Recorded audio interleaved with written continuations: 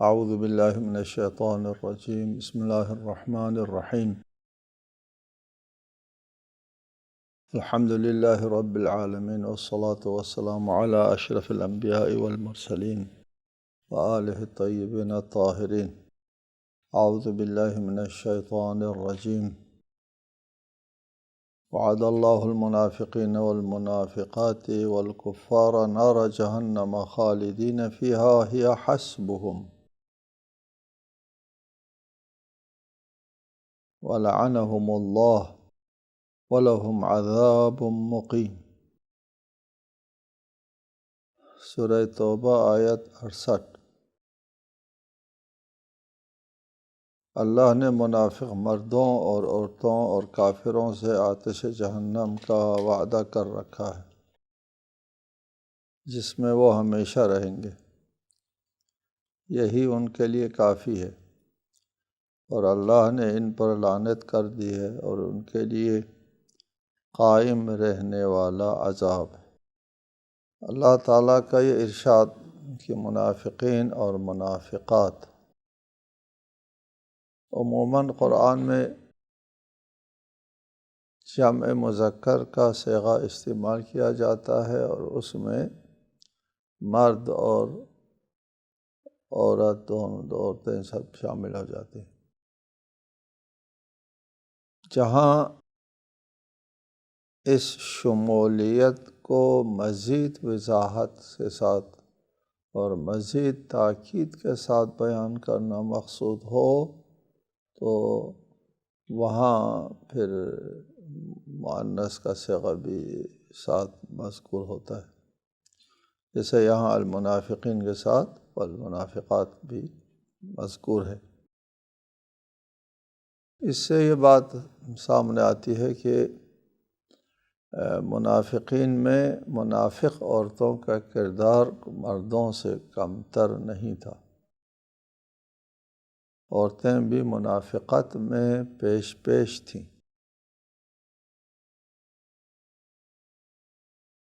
یہاں پر فرمایا کہ اللہ تعالیٰ نے وعدہ کیا ہے منافقین اور منافقات سے والکفار، اور کافروں سے، نار جہنم خالدین فیہا، جہنم کی آتش کا وعدہ ہے جس میں وہ ہمیشہ رہیں گے۔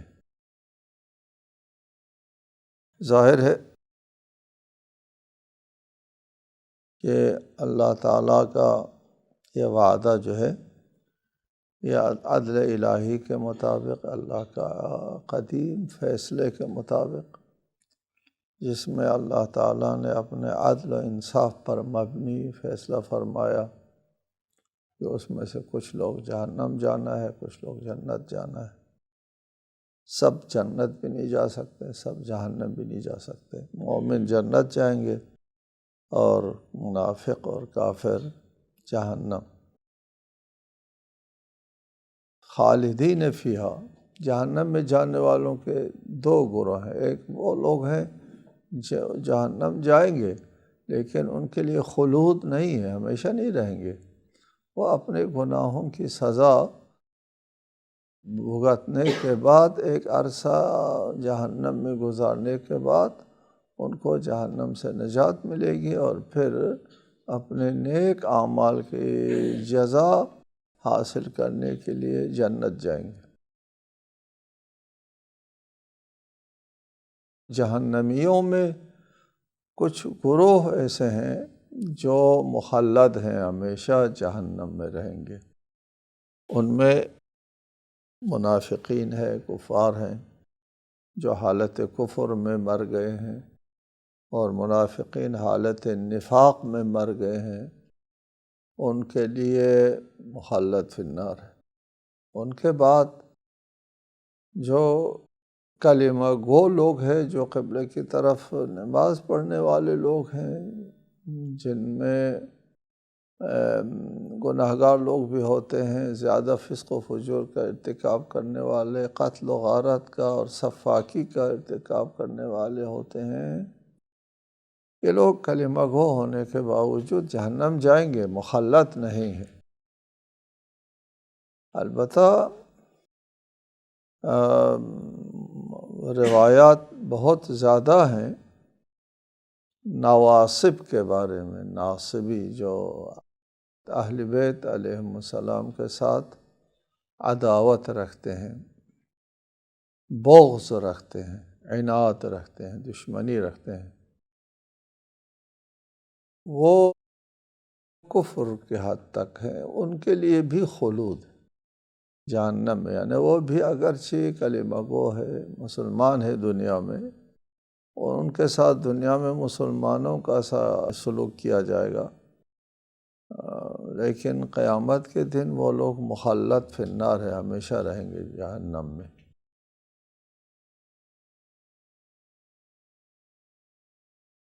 فرمایا خالدین فیہا، یہ منافقین اور کافر جو ہے وہ ہمیشہ جہنم میں رہیں گے، خلود ہے ان لوگوں کے لیے۔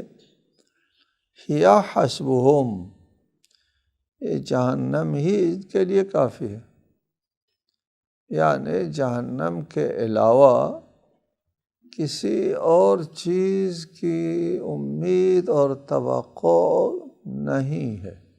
ہیا حسب، صرف جہنم اور صرف عذاب اور صرف آتش، آتش اور عذاب کے علاوہ کسی اور چیز کی گنجائش نہیں ہے۔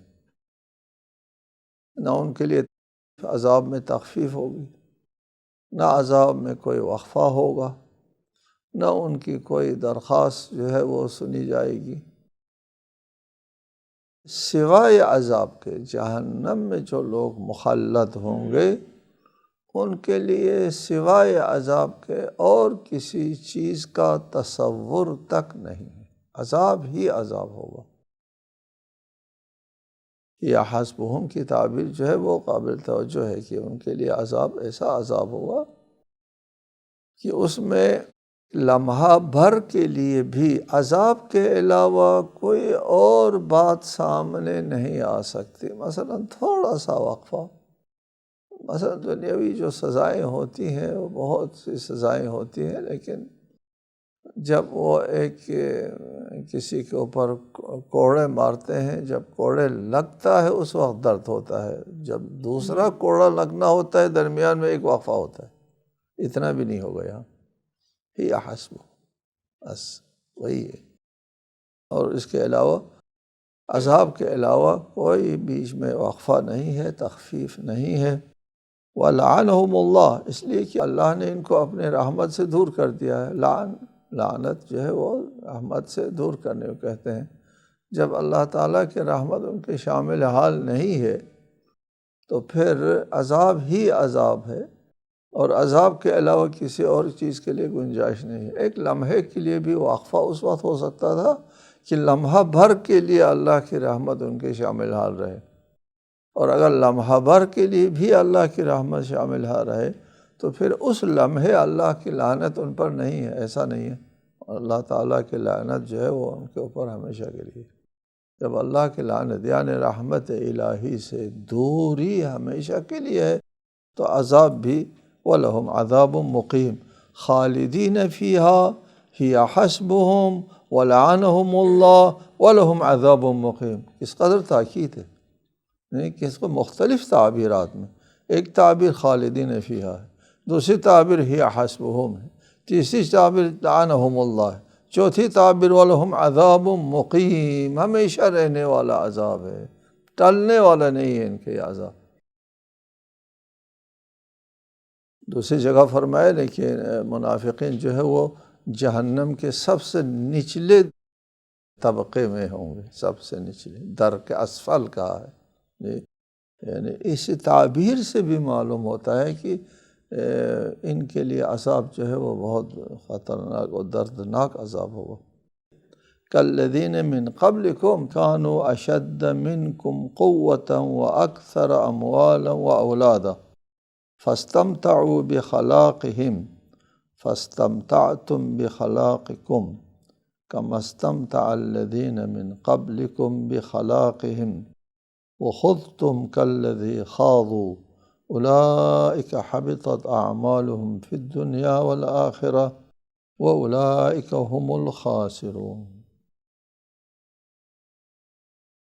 ارشاد ہوتا ہے تم منافقین بھی ان لوگوں کی طرح ہو جو تم سے پہلے تھے، وہ تم سے زیادہ طاقتور اور اموال و اولاد میں تم سے بڑھ کر تھے۔ انہوں نے اپنے حصے کے خوب مزے لوٹے، پھر تم بھی اپنے حصے کے مزے اسی طرح لوٹ رہے ہو جس طرح تم سے پہلوں نے اپنے حصے کے خوب مزے لوٹے، اور جس طرح وہ باطل بحثیں کرتے تھے تم بھی کرتے رہو۔ یہ وہ لوگ ہیں جن کے اعمال دنیا و آخرت میں برباد ہو گئے، اور یہی نقصان اٹھانے والے ہیں۔ فرمایا کہ تمہارا حشر بھی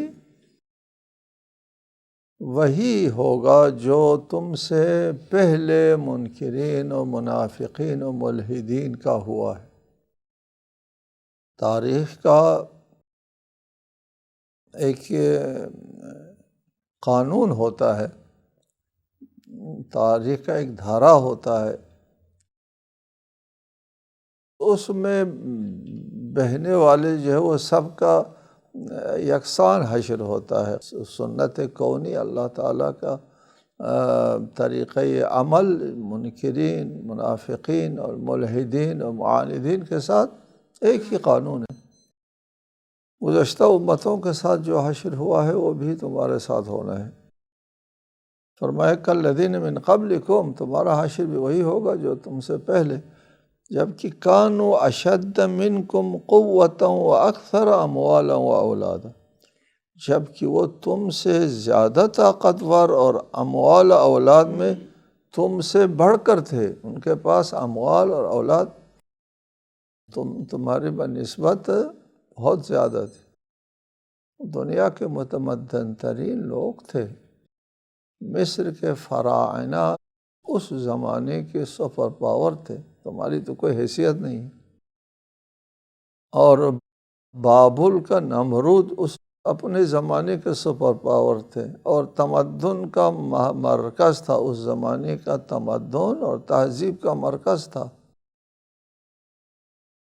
ان کے پاس جو اموال و اولاد اور ان کے پاس جو امکانات اور قدرت اور طاقت ہیں وہ تمہارے پاس نہیں ہے۔ مدینے کے مسکینوں کے پاس کیا چیز ہے؟ مدینہ، حجاز، یہ علاقہ کبھی بھی تہذیب و تمدن کا مرکز نہیں رہا ہے، نہ کبھی علمی مرکز رہا ہے۔ رسالت مآب کے آنے سے پہلے حجاز کے پورے علاقے میں کوئی علمی مرکز تھا، نہ کوئی تمدن تھا۔ ان پڑھ قوم تھی، اہل کتاب حقارت کے ساتھ ان کو کسی شمار میں نہیں رکھتے تھے، ان پڑھ قوم کہتے تھے ان کو، ناخواندہ قوم، غیر مہذب قوم۔ یہاں کبھی بھی کوئی تہذیبی آثار دکھا دے، ابھی کوئی نہیں ہے۔ یہی اہل کتاب نے آ کر کے کچھ قلعے شلے بنائے ہیں، وہ ابھی موجود ہیں، ورنہ ان کے کوئی اس قسم کے کوئی آثار کسی تمدن اور عزت اور آبرو کی زندگی کے آثار تک ان کے پاس نہیں، ہماری کوئی حیثیت نہیں ہے۔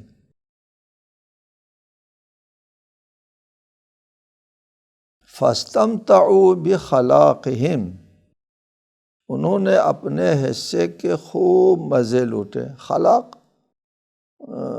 حصے کو، نصیب کو، جو حصہ کسی کے نصیب میں آتا ہے اس کو خلاق کہتے ہیں۔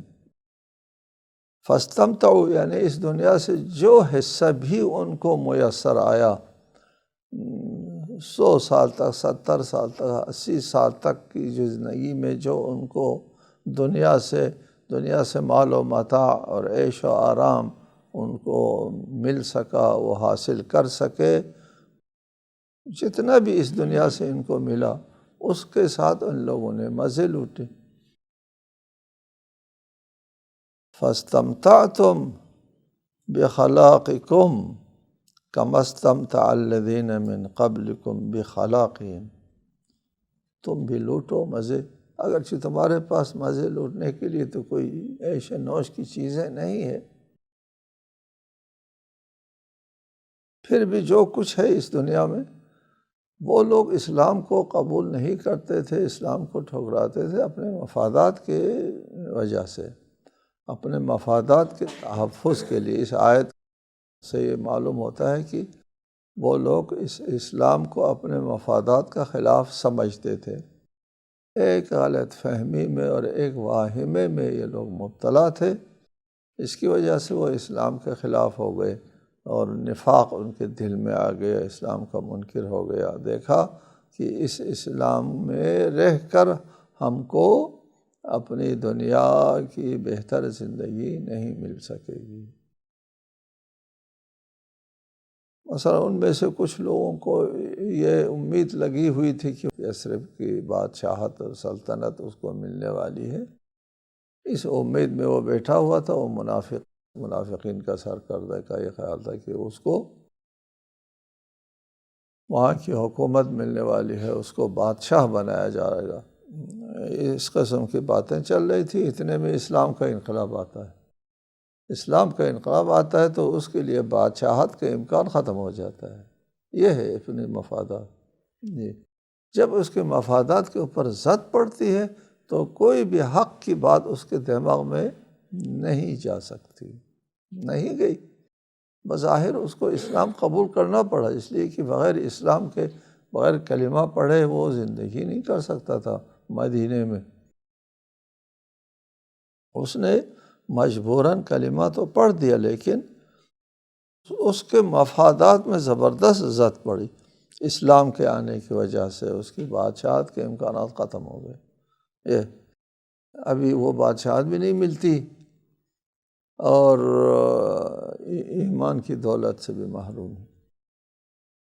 فَاسْتَمْتَعُوا بِخَلَاقِهِمْ، اور ان لوگوں نے اپنے دنیا سے جو حصہ ان کے نصیب میں، حصے میں آیا، اس کے مزے لوٹے۔ تم بھی کرو وہی، كَمَّا اسْتَمْتَعَ الَّذِينَ مِن قَبْلِكُمْ وَخُضْتُمْ كَالَّذِي خَاضُوا، وہ بھی کچ بحثوں میں لگے رہتے تھے۔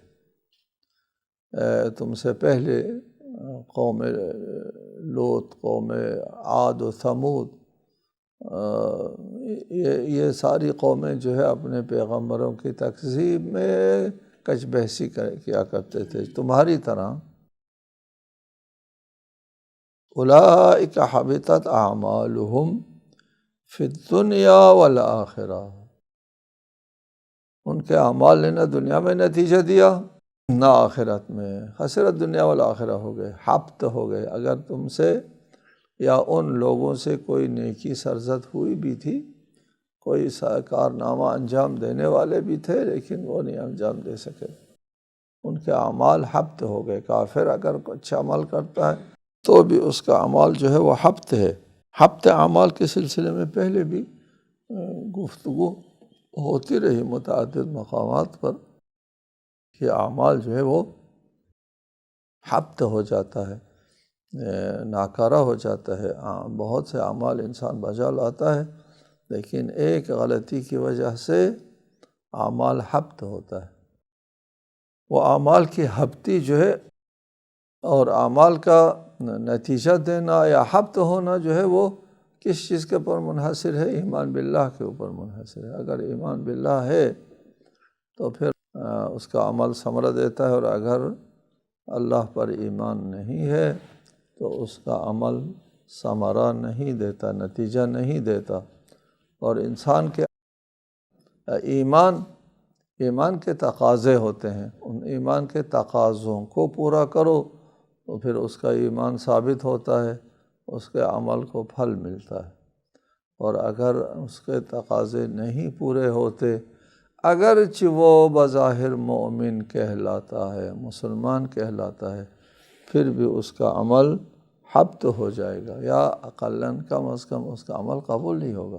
یہ لوگ تو منافقین ہیں، ان کا تو کوئی عمل قابل قبول نہیں ہے۔ لوگ سوال اٹھاتے ہیں کہ یہ جو مسلمان نہیں ہے، ان لوگوں کے بھی تو بہت نیک اعمال ہوتے ہیں، انسانی خدمت کرتے ہیں اور انسانیت کی بہبود کے لیے، فلاح کے لیے رفاہی کاموں میں لگے رہتے ہیں دن رات، اور بہت سے ناداروں کے، بہت سے مریضوں کے لیے یہ لوگ کام کرتے ہیں۔ تو یہ اتنا سارا کام ہے انسانیت کی خدمت، اس کا کوئی ثواب نہیں ملے گا ان کو، جی ان کو ثواب ملے گا، لیکن جس کے لیے ان لوگوں نے کام کیا ہے اس سے ملے گا۔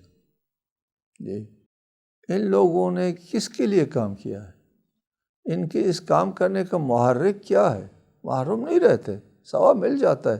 کام کا ایک قدرتی اثر بھی ہے، وہ قدرتی اثر ان کے اوپر مترتب ہو جائے گا۔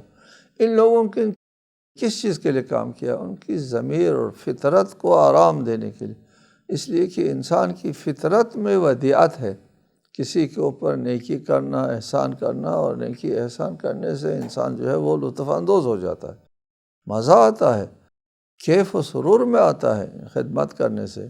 کیوں آتا ہے کیف و سرور میں؟ اس کی فطرت کا تقاضا ہے، اس کی فطرت میں یہ بات ودیعت کی ہوئی ہے، اور اپنے فطرت کے اوپر عمل کرنے سے وہ کیف و سرور میں آتا ہے۔ وہ لوگ اس لیے کیا کرتے ہیں، اپنے آپ کو خوش رکھنے کے لیے، اطمینان دلانے کے لیے یہ کار خیر کرتے ہیں، انسانی ان کی خدمت کرتے ہیں، تو ان کو اطمینان مل جاتا ہے، کیف و سرور ہو جاتا ہے، ثواب ملتا ہے، کیوں نہیں ملتا ہے، کیف و سرور ہوتا ہے۔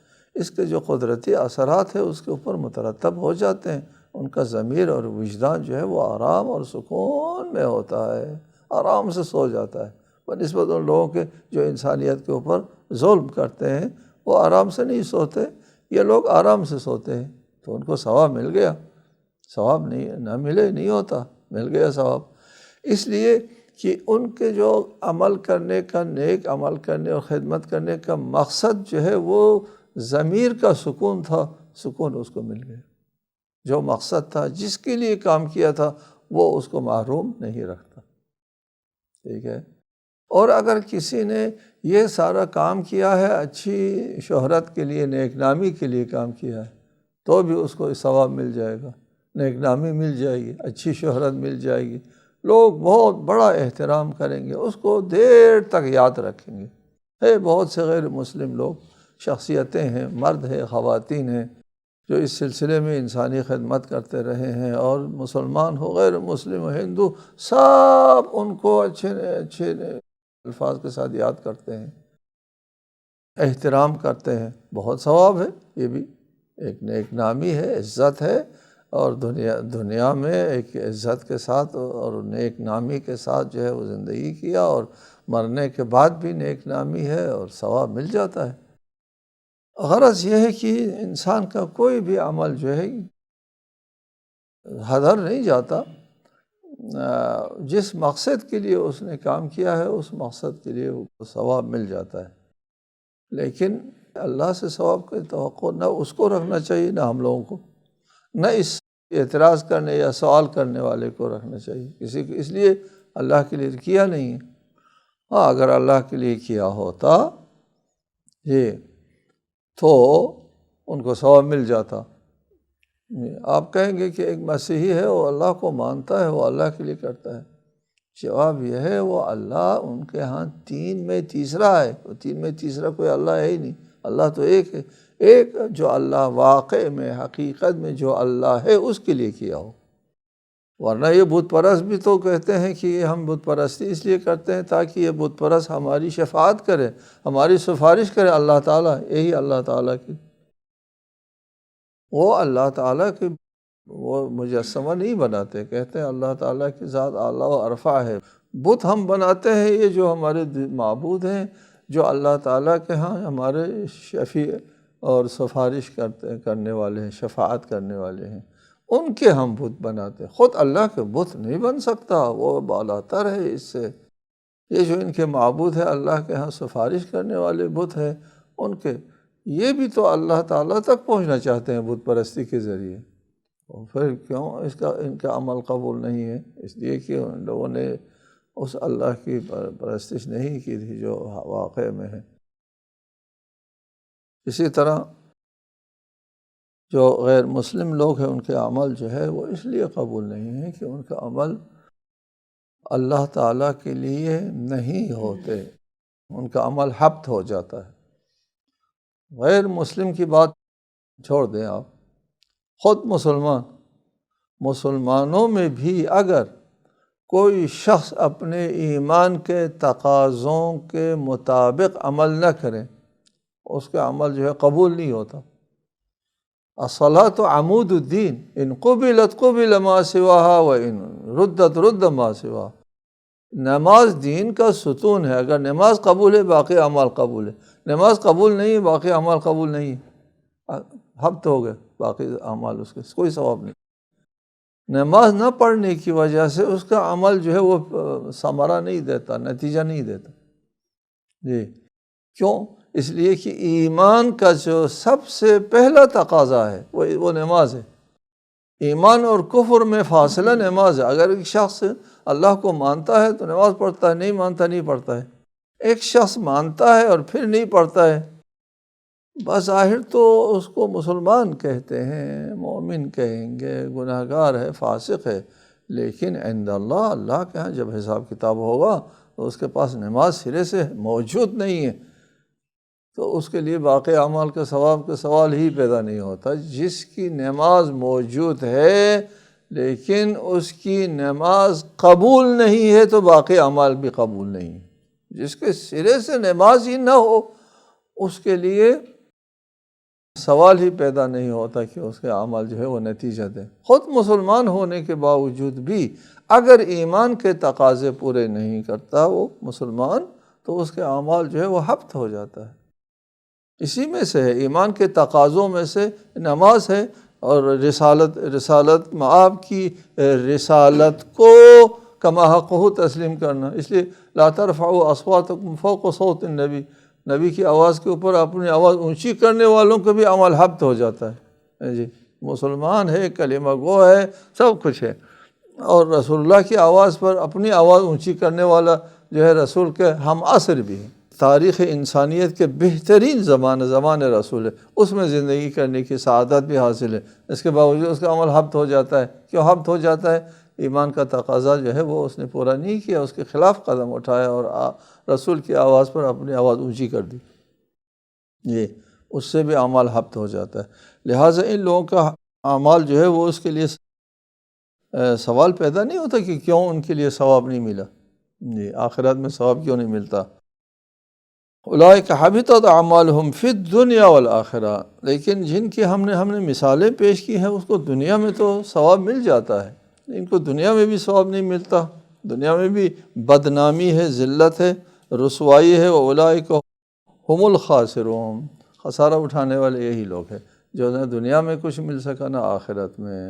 اعاذنا اللہ من ذلک۔ السلام علیکم ورحمۃ اللہ۔